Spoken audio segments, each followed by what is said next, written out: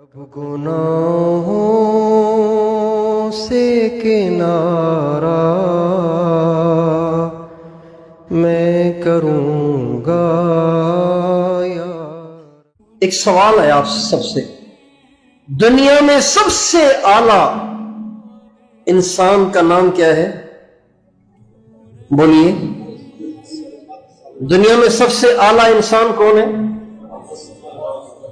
ان سے اوپر کوئی ہے؟ ان سے اوپر کوئی ہے؟ ان کے برابر میں کوئی ہے؟ ان کے آس پاس کوئی ہے؟ ان کے قریب بھی کوئی نہیں ہے، دور دور تک کوئی نہیں ہے۔ وہ اتنے اونچے ہیں، اتنے اونچے ہیں، اتنے اونچے ہیں، اتنے اونچے ہیں کہ ان کے قریب بھی کوئی نہیں ہے۔ 19-20 کا فرق نہیں ہے، زمین آسمان کا فرق ہے۔ 19-20 کا فرق نہیں ہے، کتنا فرق ہے؟ زمین آسمان کا فرق بھی بہت تھوڑا ہے۔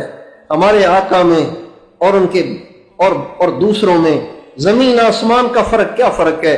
ہمارے آقا اور ہمارے آقا کے علاوہ اللہ کے مقربین میں کروڑوں زمینوں آسمانوں سے بھی زیادہ فرق ہے۔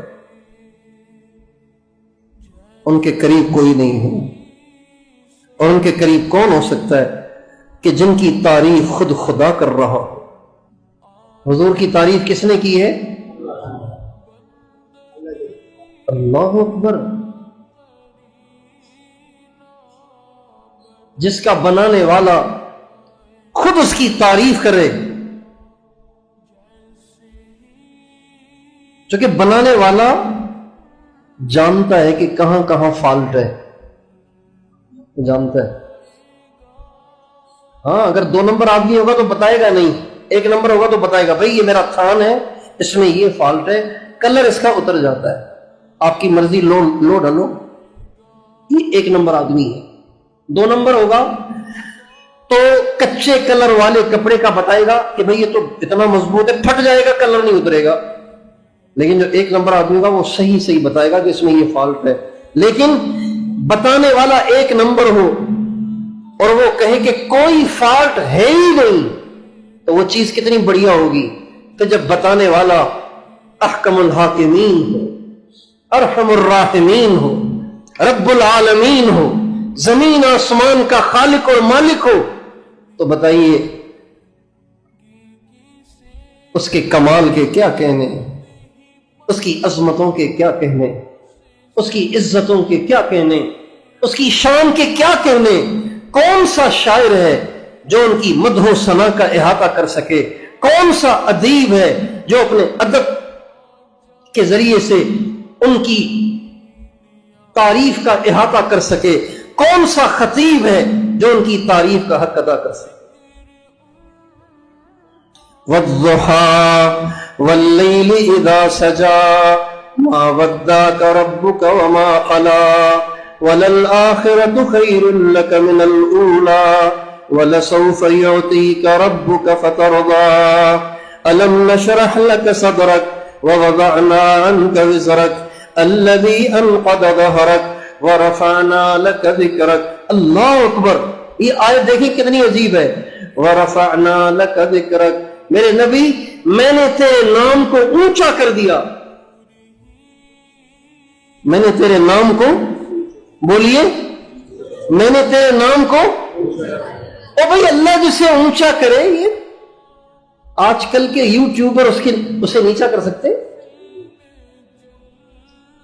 اگر ہمارے نبی کا نام کوئی نیچا کرنے کی ناکام کوشش کرتا ہے تو ہم ری ایکشن اس لیے نہیں دیتے ہیں کہ کہیں نام نیچے نہ ہو جائے، بلکہ ہم ری ایکشن اس لیے دیتے ہیں ہمیں غیرت آتی ہے کہ کوئی ہمارے نبی کی شان میں کیوں بکواس کرتا ہے، کوئی ہمارے نبی کے خلاف کیوں بکواس بکتا ہے، اس لیے ہم ری ایکشن دیتے ہیں۔ ورنہ ساری دنیا کی تمام طاقتیں اپنے تمام اسباب کو اختیار کر کے ہمارے نبی کا نام نیچا نہیں کر سکتی، اس لیے کہ اللہ نے کہا ہے وَرَفَعْنَا لَكَ ذِكْرَكَ، ہم نے تیرا نام اونچا کر دیا۔ اللہ جسے اونچا کرے اسے کوئی نیچا کر سکتا ہے؟ قُلِ اللَّهُمَّ مَالِكَ الْمُلْكِ تؤتی الملک من تشاء وتنزع الملک ممن تشاء وتعز من تشاء وتذل من تشاء. حضور کے لیے عزت مقدر ہے، حضور کے ماننے والوں کے لیے عزت مقدر ہے، حضور کے چاہنے والوں کے لیے عزت مقرر ہے، مقدر ہے، اور حضور کے دشمنوں کے لیے ذلت کا فیصلہ ہو چکا ہے. چاہے کچھ بھی کر لیں.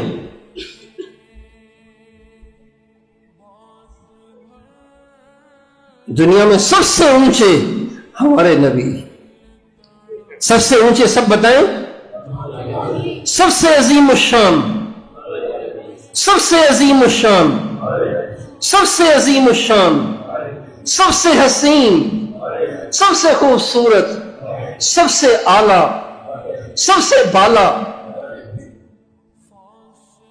جب یہ مان لیا کہ سب سے اعلیٰ بھی حضور، سب سے بالا بھی حضور، سب سے عظیم الشان بھی حضور، تو پھر ان کے طریقے پہ کیوں نہیں چلتا؟